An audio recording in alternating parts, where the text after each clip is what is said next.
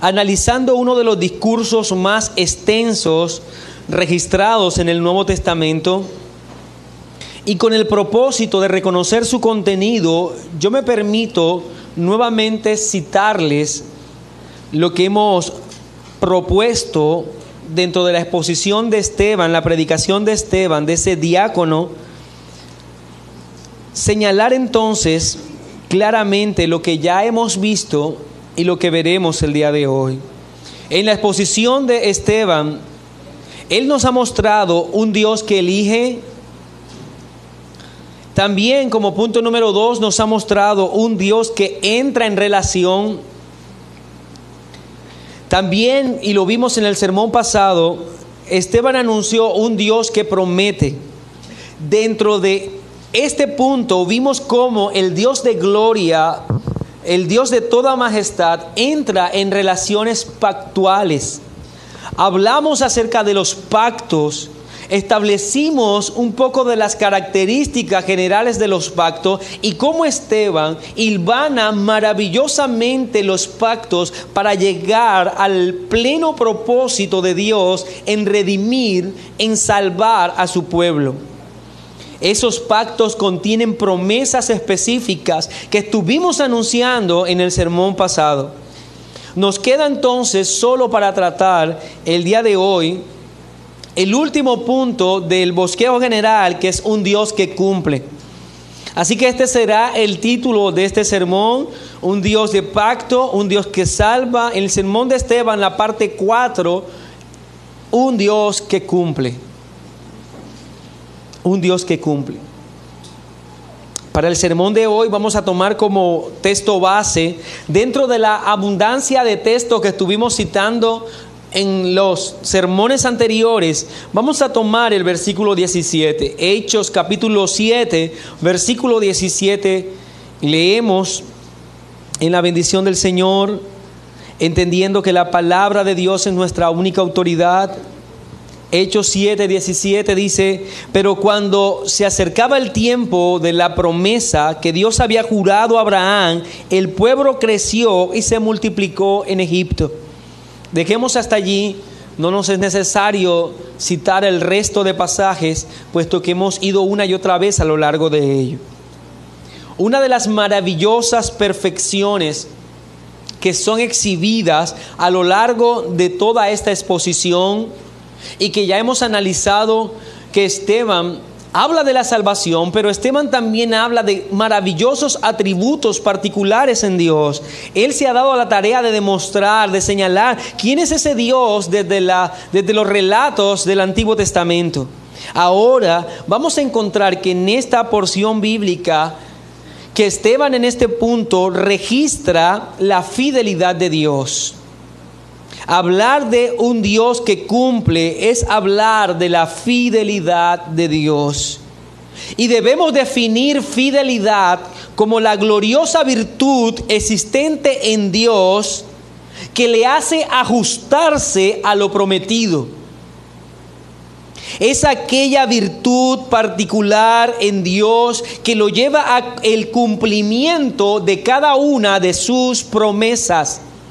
Cada palabra que sale de la boca de Dios a manera de promesa, junto a ella va la certeza de su cumplimiento, y eso es la fidelidad de Dios.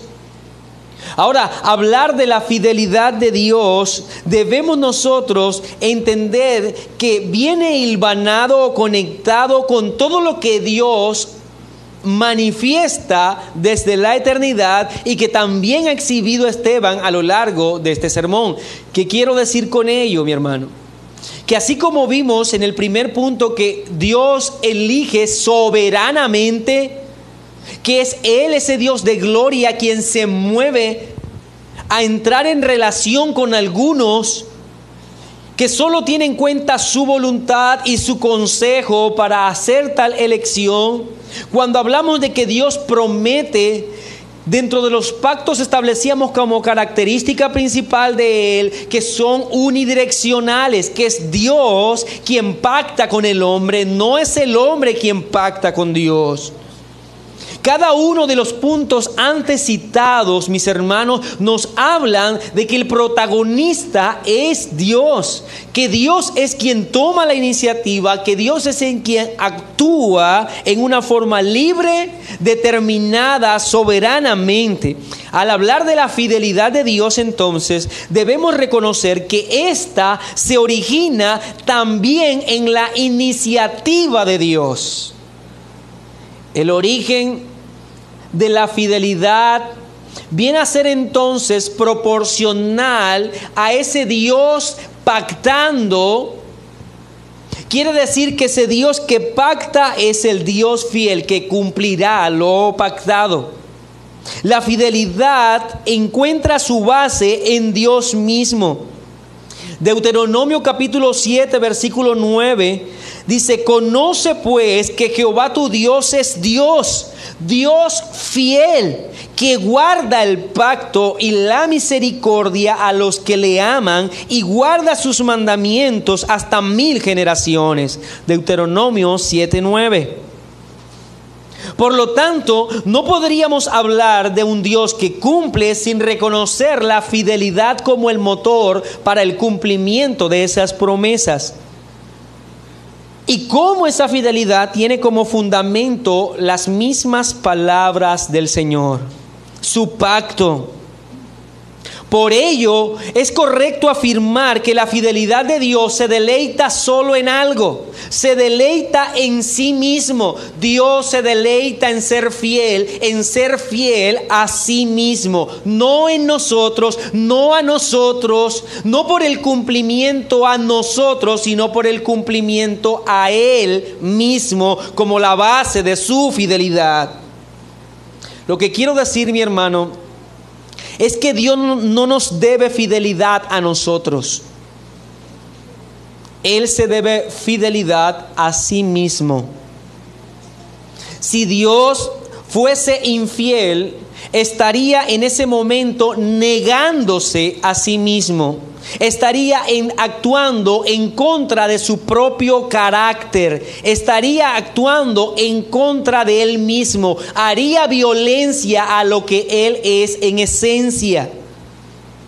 Si fuéramos infieles, Él permanece fiel. Él no puede negarse a sí mismo. Segunda Timoteo capítulo 2, versículo 13.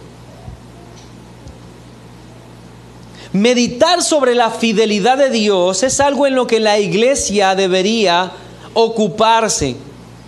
Cada palabra prometida por Dios, todo el contenido de los pactos se ejecutará fielmente. Él no olvidará ni una sola sílaba dicha por Él, pronunciada por Él. Como seres humanos que provenimos de una raza caída, nos resulta imposible entender tal cosa. ¿Por qué? Porque en esencia tú y yo somos infieles. Así que la fidelidad está más allá de nuestro alcance, más allá de nuestros pensamientos. La fidelidad de Dios es algo ajeno a nosotros. Somos beneficiados por la fidelidad de Dios, mas es ajena a nosotros mismos. No la podemos comprender. Número 23, 19 dice: Dios no es hombre para que mienta, ni hijo de hombre para que se arrepienta. Él dijo y no hará, habló y no lo ejecutará. Este texto nos habla de en esencia del hombre y de Dios, y de cómo Dios es tan distante al hombre. El hombre es mentiroso en esencia. El hombre es infiel en esencia, pero Dios no es hombre. Dios no se parece en nada a nosotros. Él ha dicho algo y por lo tanto cumplirá lo que ha dicho. Este maravilloso atributo, esta gloriosa perfección de Dios es exhibida por Esteban a lo largo de todo este discurso. La fidelidad de Dios, un Dios que cumple. Y permítame, mi hermano, describir el cumplimiento de la fidelidad de Dios, tal como lo hace Esteban a lo largo de su discurso, a lo largo de su sermón. Y quiero enumerar entonces cómo es descrita esa fidelidad. Permítame entonces citar primeramente la promesa que Dios hace de tierra, promesa de tierra. En Hechos capítulo 7, versículo 3 y versículo 4, y le dijo: sal de tu tierra y de tu parentela, y ven a la tierra que yo te mostraré. Entonces salió de la tierra de los caldeos y habitó en Harán, y de allí, muerto su padre, Dios le trasladó a esta tierra en la cual vosotros habitáis ahora. Esteban está diciendo que Dios entró en relación con Abraham, que Dios lo guió, que Dios estuvo con él, que Dios lo protegió, que hizo pacto con él y que le prometió tierra. Pero en esa misma afirmación, Esteban anuncia el cumplimiento de esa promesa. Él le dice: a Abraham se le prometió la tierra en la cual ustedes están puestos el día de hoy, en la cual ustedes están sobre ella. Por lo tanto, habla de un cumplimiento de esa maravillosa promesa. En una forma inmediata pasa entonces Esteban de la promesa al cumplimiento de la misma. A Abraham se le prometió tierra y fue llevado hasta allí. El pueblo de Israel estaba allí en ese momento. Ellos mismos, el sacerdocio delante del quien Esteban exponiendo este momento, estaban sobre el suelo prometido a Abraham. Así que debía ser claro para ellos lo que estaba citando Esteban. Ese Dios que entró en pacto cumplió lo prometido a Abraham. Pero también Abraham, como punto número 2 de esa promesa, de ese cumplimiento descrito de las promesas de Dios, Dios le prometió descendencia. Dios prometió descendencia. Hechos capítulo 7, versículo 5. Y no le dio herencia en ella, ni aun para sentar un pie, pero le prometió que se la daría en posesión y a su descendencia después de él, cuando él aún no tenía hijo. Dios había prometido entonces descendencia a Abraham. Si leemos Génesis capítulo 12, versículo 4, Génesis 12:4, recordemos las enseñanzas de este texto. Y se fue Abraham como Jehová le dijo, y Lot fue con él, y era Abraham de edad de 75 años cuando salió de Harán. Este texto nos recuerda que cuando escuchó la promesa de la descendencia, tenía 75 años Abraham. 75 años. Ahora, el cumplimiento de ella está claramente también en lo descrito por Esteban, Hechos capítulo 7, versículo 8. Y dice: y le dio pacto de la circuncisión, así Abraham engendró a Isaac y le circuncidó al 8º día. Por lo tanto, aquella promesa que había dado a Abraham en su vejez se cumplió, puesto que había un hijo al cual circuncidar.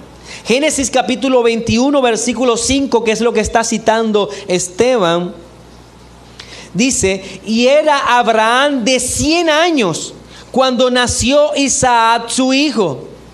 Por lo tanto, a los 75 años, Dios prometió a Abraham descendencia. Y después de 25 años, nació Isaac. El cumplimiento de esta promesa se dio 25 años después. Cuando vemos lo que Esteban describe en el cumplimiento de la promesa de los pactos, debemos recordar entonces que las promesas hechas por Dios se cumplen claramente, aunque esto tome un tiempo aparentemente distante, prolongado, en este caso 25 años después, pero se cumplirán. Dios prometió tierra y se cumplió. Dios prometió a Abraham descendencia y tendría entonces a Isaac. Y es más, podemos nosotros señalar que el énfasis que hace Esteban es que la descendencia no llegaba hasta Isaac, puesto que él dice que se circuncidó a Isaac, a Jacob y Jacob a los 12 patriarcas. Hubo descendencia. Y querido hermano, entonces debemos recordar que el cumplimiento de las promesas hechas por Dios no dependen de ninguna manera de las circunstancias que rodean la historia, sino de Dios mismo, que es fiel al cumplir lo pactado. En ese sentido, Esteban, después de hablar de la promesa de la tierra y el cumplimiento de la tierra, de la promesa de la descendencia y el cumplimiento de la descendencia, pasa a señalar algunas de las características claras que evidencian entonces el cumplimiento de la promesa y de cómo Dios es fiel en medio de ello. Y yo quiero, mi hermano, en este punto entonces citar, entonces a manera de segundo punto, estuvimos hablando del cumplimiento descrito, la promesa de tierra y el cumplimiento de la tierra, la promesa de descendencia y el cumplimiento de la descendencia. Ahora quiero hablar de cómo algunas características señalan el cumplimiento de esas promesas. Características que señalan el cumplimiento de esas promesas. Y que Esteban también lo cita a lo largo de todo su discurso en una forma gloriosa. Para ello entonces permítame enumerarlas también. Número 1, Esteban enseña que Dios cumple sus promesas en forma sobrenatural. Que Dios cumple sus promesas en forma sobrenatural. Génesis capítulo 15, versículo 3. Dijo también Abraham: mira que no me has dado prole, y he aquí que será mi heredero un esclavo nacido en mi casa. Luego vino a él palabra de Jehová diciendo: no te heredará este, sino un hijo tuyo será el que te heredará. Génesis capítulo 17, versículo 17. Entonces Abraham se postró sobre su rostro y se rió y dijo en su corazón: ¿a hombre de 100 años ha de nacer hijo? Recuerde la promesa dada cuando tenía 75 y ahora eran 100 años. Y Sara de 90 años ha de recibir. Esta es entonces la duda, la pregunta de Abraham ante la promesa de Dios. Él de 100, su esposa de 90 años. Versículo 21 de Génesis 17. Génesis 17, versículo 21. Mas yo estableceré mi pacto con Isaac, el que Sara te dará a luz por este tiempo el año que viene. Dios promete en una forma específica entonces a Abraham. Le dice que tendrá un hijo y que será el hijo, como ya conocemos la historia, de él y de Sara, y que habrá pacto con él, con Isaac, y establece el tiempo específico: de aquí a un año vendré y tendrás a Isaac. Dios, que había llamado a Abraham, que entró en relación con él, que le guió, que le protegió según todo lo que hemos visto, que hizo pacto, que le daría descendencia, y cada una de las circunstancias que rodeaban el cumplimiento de esas promesas contraria a la promesa misma, estaban palpables allí.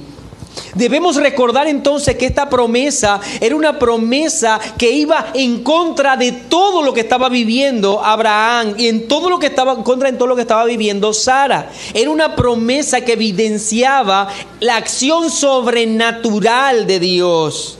Romanos capítulo 4, Pablo describe o explica esta situación. Romanos 4, versículo 17 al 21. Como está escrito: te he puesto por padre de muchas gentes delante de Dios, a quien creyó, el cual da vida a los muertos y llama las cosas que no son como si fuesen.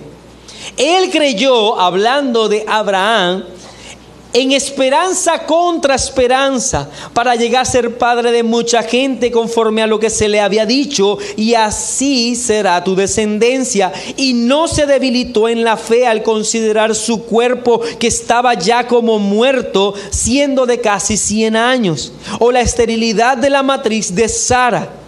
Tampoco dudó por incredulidad de la promesa de Dios, sino que se fortaleció en fe, dando gloria a Dios, plenamente convencido que era también poderoso para hacer todo lo que había prometido. Pablo entonces describe lo que ocurrió en Abraham y el momento mismo, esta promesa pactada por Dios de que tendría un hijo. Las circunstancias eran totalmente adversas. Su cuerpo no contaba con las condiciones para engendrar. Su esposa no contaba con las condiciones para engendrar. Aunque fuera joven, era estéril, pero no es el caso. Era vieja y estéril. La incapacidad del hombre para de alguna manera cumplir o ayudar a cumplir las promesas de Dios son evidentes en este texto. Lo único que pudo aportar Sara y Abraham era su incapacidad, su esterilidad.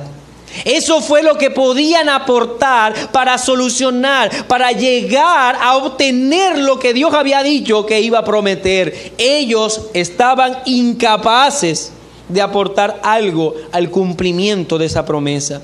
Pero la promesa, recordemos, y el cumplimiento de la misma no dependían de Abraham, no dependían de Sara, sino de Dios. Por eso Pablo dice claramente, su cuerpo estaba casi muerto. No había posibilidad de ninguna manera desde la perspectiva humana que esto fuese una realidad, pero Dios pactó. Pero Dios prometió. Y entonces es donde encuentra sentido ese pasaje, que Él es el que llama las cosas que no son como si fuesen. Es una arbitrariedad tomar este texto y decir que tú y yo podemos llamar las cosas que no son como si fuesen. Es Dios el que hace eso. Y solo Dios puede hacerlo. No hay un texto bíblico que encontremos nosotros que sirva de respaldo, que nos invite a declarar las cosas que no son como si fuese. Es Cristo, es Dios, es aquel que definitivamente pactó y que puede cumplir todo lo prometido. Por eso podía decir con toda seguridad, de aquí a 1 año tendrás un hijo y se llamará Isaac.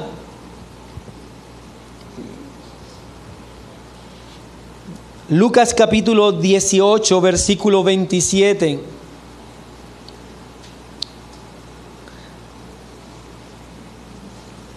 El Señor Jesucristo le dijo a los discípulos, lo que es imposible para los hombres es posible para Dios.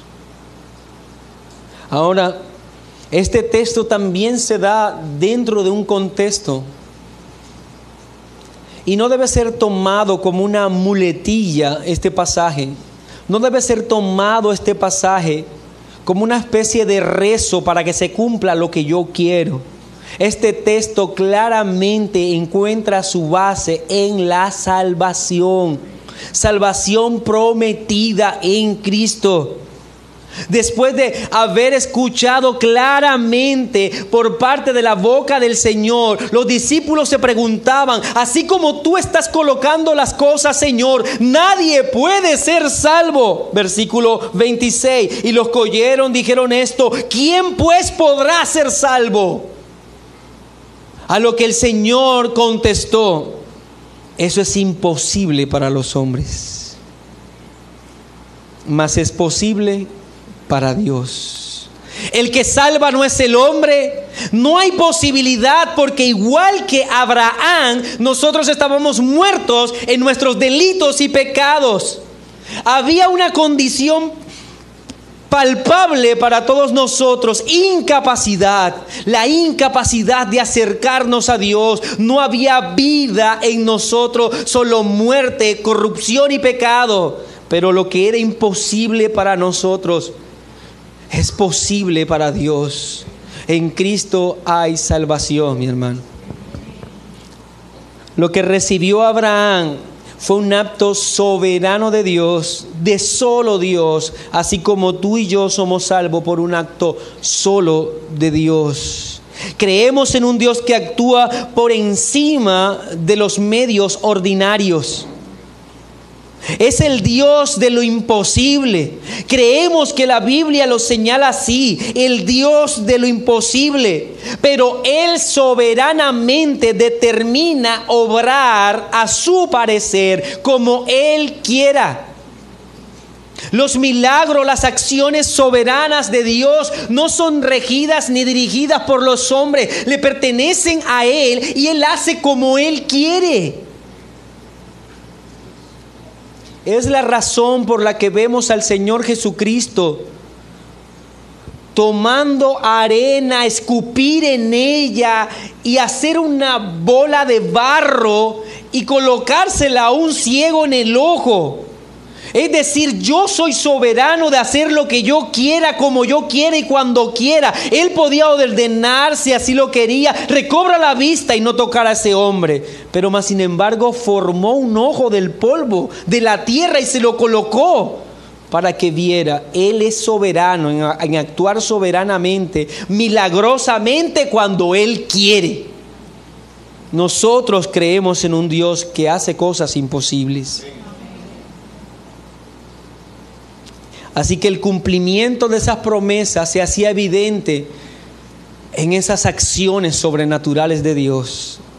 Permítame hablar de otra característica. Esteban muestra que Dios cumple sus promesas con el curso natural de la historia. Que Dios cumple sus promesas con el curso natural de la historia. Versículo 17 de Hechos 7. Pero cuando se acercaba el tiempo de la promesa que Dios había jurado a Abraham, el pueblo creció y se multiplicó en Egipto.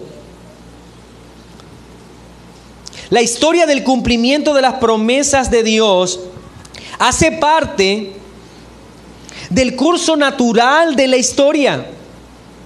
Podemos ver y señalar claramente que Dios cumple sus promesas en forma soberana, sobrenatural, haciendo milagros. Pero Dios también permite que el curso natural de la vida, que el curso natural de la historia cumpla la promesa que Él ha dado. Muchas veces nosotros creemos que solamente esas acciones sobrenaturales y milagros de Dios son la forma en que Dios obra, pero Dios obra también con la historia. Dios obra con el curso natural de ella. El nacimiento milagroso de Isaac, cuando permitió en este caso que Abraham y Sara disfrutaran nuevamente de fertilidad, describe esa acción sobrenatural de Dios. Pero luego en forma natural Isaac tiene hijos. Y de uno de ellos, Jacob, como lo dice el texto, salen también, tiene como descendencia 12 hijos. Y generación en generación crece en una forma natural como crece hoy una sociedad. Generación tras otra, unos mueren y otros nacen. No debemos creer que la dirección de Dios solo está cuando vemos esos hechos milagrosos. Algunas veces Dios se mueve en el terremoto, otras veces Dios se mueve a través de la llama de fuego, pero otras veces lo hace a través del viento solaz. Él hace como Él quiere, Él hace como Él desea. Y solo Él determina esto, mi hermano. El curso de la historia sigue eso, el curso trazado por Dios. Y todo evento, cada uno de los momentos que vivió el pueblo de Israel, en un sentido natural y de progresión histórica, eran evidencia del cumplimiento de la promesa de Dios. Daniel lo dice de esta manera en Daniel capítulo 2 versículo 21. Él muda los tiempos y las edades, quita reyes y pone reyes, da sabiduría a los sabios y la ciencia a los entendidos. Por lo que entendemos desde lo que dice la Escritura, mi hermano, debemos ver que Dios obra tanto en esas acciones tan sobrenaturales como en el curso natural de la historia. El hecho de que hayan presidentes, el hecho de que hayan reyes, el hecho de que nazcan, el hecho de que mueran, todo y cada uno de esos eventos son cumplimiento de los planes de Dios y debería llevarnos a descansar seguros en que Dios jamás ha perdido el control de la historia. Ella está firmemente cuidada y dirigida por Él. Cada evento, cada momento está dirigido por Dios como cumplimiento de sus promesas. El pueblo de Israel crecía naturalmente y eso era un cumplimiento del pacto hecho por Dios. Tercero, Dios cumple sus promesas empleando aún las acciones impías de los hombres. Dios cumple sus promesas empleando aún las acciones impías de los hombres. Mire cómo lo cita Esteban. Hechos capítulo 7, versículo 9. Los patriarcas, movidos por envidia, vendieron a José para Egipto, pero Dios estaba con él. La promesa dada a Abraham, que su simiente se multiplicaría en tierra ajena, esto haya su cumplimiento empleándose como medio el plan perverso de 11 hermanos contra José, lo cual lo entregaron en esclavitud y mienten sobre la muerte de este José. Cada una de esas acciones perversas y pecaminosas, aunque eran responsabilidad de ellos siendo pecadores, no estaban a espaldas de Dios. También hacían parte de lo que Dios claramente estaba cumpliendo como promesa. Dios le había dicho a Abraham que su pueblo se multiplicaría en tierra ajena, pero para eso tendrían que estar primero en tierra ajena. ¿Y cómo llegaron ellos hasta tierra ajena? Sino a través o por medio del pecado de unos hermanos que en envidia odiaban a uno de ellos. De manera, mi hermano, que nosotros debemos ver el control de Dios en los eventos sobrenaturales. También debemos ver el control de Dios en el curso natural de la historia. Pero también debemos reconocer que Dios cumple sus promesas aún en aquellos que insisten en acciones perversas, pecaminosas. Dios usa todos los medios para el cumplimiento de lo prometido y encamina aún el corazón perverso del hombre para que cumpla su maravillosa voluntad, mi hermano. Por eso es que nosotros no podemos hablar de accidentalidad en Dios. No hay accidentes en Dios. Nada le toma por sorpresa. Todo está encauzado para su propósito. Aún el mismo Satanás tenía que presentarse delante de Dios a rendir cuenta, y él sería encauzado conforme a su plan soberano sobre él. No existe un solo ser creado que no obedezca a los planes perfectos de Dios, aún aquellos que son impíos en su propio corazón. Considere el gran ejemplo de Judas, que fue movido solo por la perversión natural de su corazón, por la avaricia que había en él y que lo dominaba.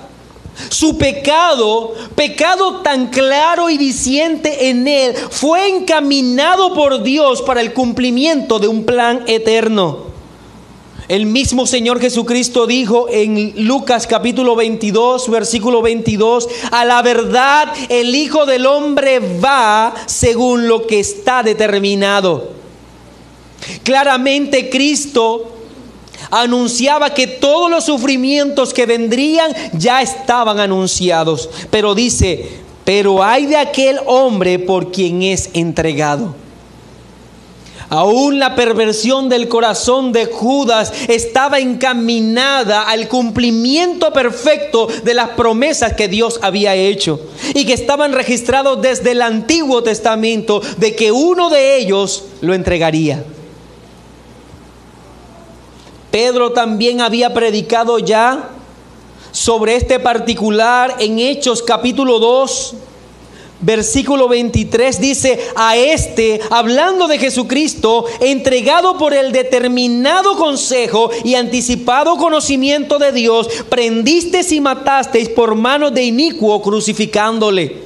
Está diciendo Pedro: ustedes prendieron al Señor, ustedes crucificaron al Señor, pero Dios había encaminado, ordenado todo esto desde antes de la fundación del mundo. Mi hermano, Satanás no ha tenido jamás el control del mundo. El pecado jamás ha sido victorioso. No es el impío el que rige el destino de la historia. Por más que muchos lleguen a tu puerta y te toquen y te hagan la pregunta de quién es el que está gobernando el mundo el día de hoy, no es Satanás, es Dios. Es Dios quien gobierna y controla por sobre todas las cosas y nunca dejará su control. Nada escapará a su voluntad. Aún estas acciones perversas que encontramos en este relato de Esteban están allí puestas por él para demostrar cómo Dios cumple sus promesas, aún utilizando como medio estas acciones.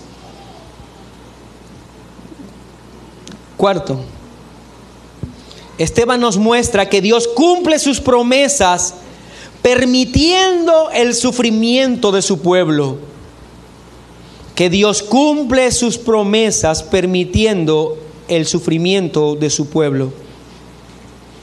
Si usted analiza este sermón de Esteban, él está lleno de registros de sufrimiento que experimentó el pueblo de Dios. Solo para citar algunos, en el versículo 11 dice: vino entonces hambre en toda la tierra de Egipto y de Canaán y grande tribulación, y nuestros padres no hallaban alimento. Esteban señala cómo el hambre tocó la puerta del pueblo de Dios y dice: fue grande su tribulación. El pueblo de Dios ha pasado hambre. Y según el texto dice grande tribulación. Versículo 18 y versículo 19. Hasta que se levantó en Egipto otro rey que no conocía a José. Este rey, usando de su astucia con nuestro pueblo, maltrató a nuestros padres a fin de que expusiesen a muerte a sus hijos para que no se propagasen. ¿Qué debemos entender por todo esto, mi hermano? Cuán multiforme es el obrar de Dios. No solo lo hace en acciones milagrosas, no lo hace por el curso natural de la historia. Emplea aún acciones pecaminosas de los impíos, sino que también permite sufrimiento y dolor a su pueblo. Y lo que quiero señalar es que ese sufrimiento y ese dolor también son cumplimiento de las promesas de Dios. Aléjate de tal enseñanza que habla de que el cristiano no padecerá, porque eso no se encuentra en la Biblia. Aléjate de tal enseñanza que el dolor está reservado solo para los impíos y que el creyente estará todo el tiempo en una completa dicha y ausencia de conflicto. Tal cosa no es enseñada en las Escrituras. El Señor dijo: estas cosas os he hablado para que en mí tengáis paz. En el mundo tendréis aflicción. Las aflicciones están seguras, mi hermano. ¿Cuál es la gran ventaja que tenemos entonces los creyentes frente a los impíos? El Señor dijo: confiad, yo he vencido al mundo. Cristo no dice que habrá una ausencia de dolor. Cristo no dice que sus promesas para con nosotros es que jamás seremos lastimados. Él no dice eso. Lo que Él dice es que esas aflicciones, esos dolores, esas tribulaciones jamás harán daño en nuestra condición de hijos de Dios.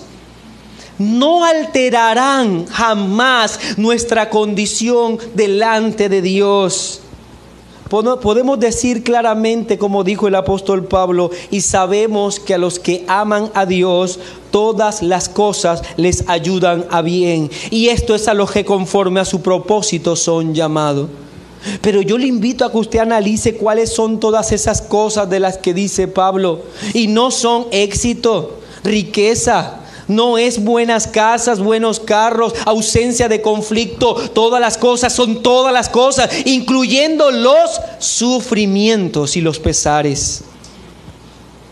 Nosotros confiamos en un Dios que cumple sus promesas, aunque el día de hoy estemos llorando.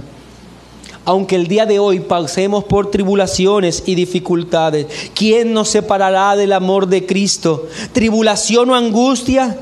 ¿O persecución o hambre o desnudez o peligro o espada? Pablo no desconoce que eso está allí, marcando el curso del crecimiento de la iglesia.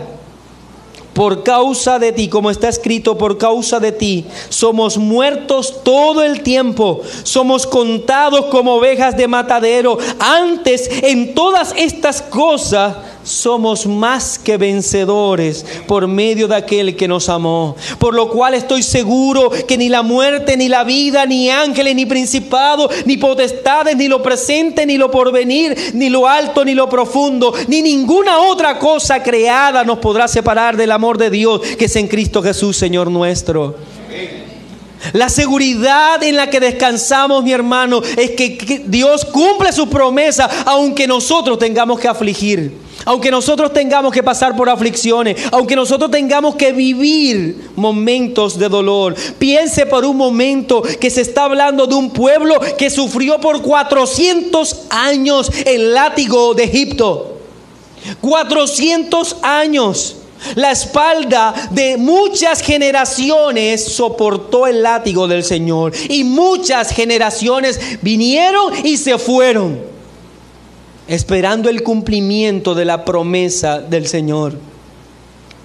Pero nuevamente el cumplimiento lo establece Dios y no los hombres.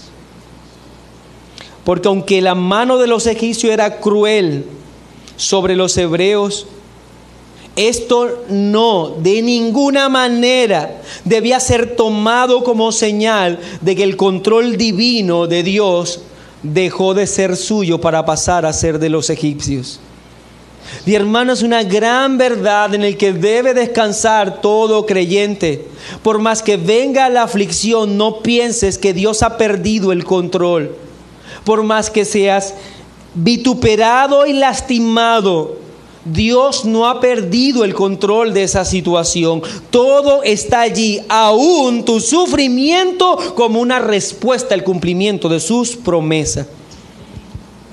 Él le dijo así, y esta es la base del cumplimiento de esa promesa, en Hechos 7:6. Y Él le dijo así, que su descendencia sería extranjera en tierra ajena. 400 años antes, Dios le está diciendo esto a Abraham. Y que serían reducidos a servidumbre y los maltratarían por 400 años. Entonces, el cumplimiento claramente se ve. 400 años de sufrimiento, Dios lo prometió. Se lo prometió a Abraham cuando no tenía todavía un solo hijo, que su descendencia sufriría 400 años. Nuevamente, mi hermano, no abracemos la idea de un evangelio, de un cristianismo que en esta estancia, que de este lado de la eternidad, nada, ningún conflicto, ningún dolor nos va a tocar. Que no derramaremos lágrimas, que viviremos todo el tiempo en una completa victoria frente al sufrimiento. cuando el Señor venga, solo cuando Él venga, enjugará nuestras lágrimas. Hasta ese entonces las derramaremos, mi hermano, con la confianza absoluta de que Dios tiene el control, aún de mi sufrimiento, aún de mi dolor, aún de mi pesar. Dios está en medio de ellos, mi hermano, y debo abrazarlo así.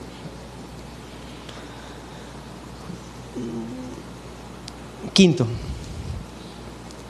Esteban señala que Dios cumple sus promesas en Cristo, que cada una de ellas son plenamente cumplidas en Cristo.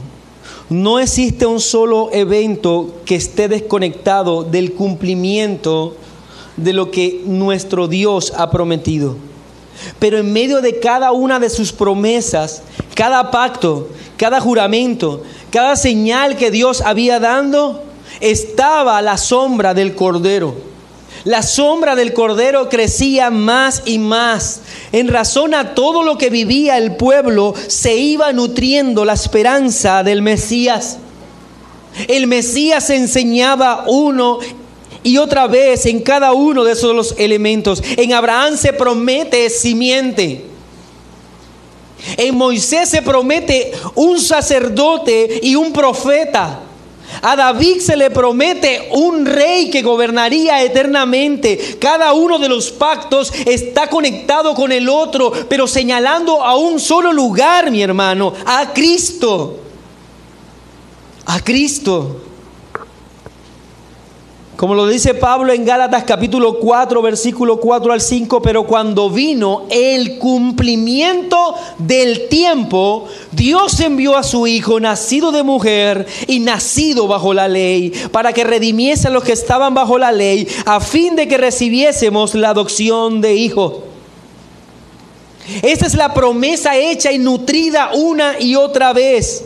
Esteban señala cómo el cumplimiento de las promesas dependía de la fidelidad de Dios, pero que al final de todo el mayor cumplimiento reposaba en la verdadera necesidad del hombre, la salvación, y cómo era Cristo quien vino a proveer esa salvación, que solo en Cristo encontramos esa maravillosa respuesta dada por Dios a la necesidad del hombre. Esteban señala a Cristo como la cúspide del cumplimiento de las promesas de Dios. Cada milagro, cada momento histórico, cada acción pecaminosa, cada lágrima y sangre derramada por su pueblo señalan a Cristo, señalan a la cruz. Porque todas las promesas de Dios son en Él sí y en Él amén, por medio de nosotros para la gloria de Dios. Todas las promesas se cumplieron en Cristo, mi hermano. Por ello hoy tú no necesitas nada. Por ello puedes decir igual que Pablo que estamos completos en Cristo. Por eso tú puedes decir que no hace falta nada y que nada te puede separar de su mano, que tú estás seguro en Él, porque todo se cumplió plenamente en Él. Hoy no esperamos cumplimiento de la promesa del Mesías. Hoy solo esperamos aquella promesa de nuestro Señor, que regresará por segunda vez a reinar con su pueblo. Y estamos totalmente convencidos que ese día se acerca. Y esperamos en paz y tranquilidad el momento en el que el Señor irrumpa los cielos. Y en ese momento gritaremos todos de alegría que todas las promesas son en Él sí y amén, para la gloria de Dios. Oremos, mi hermano, y demos gracias por la fidelidad de Dios.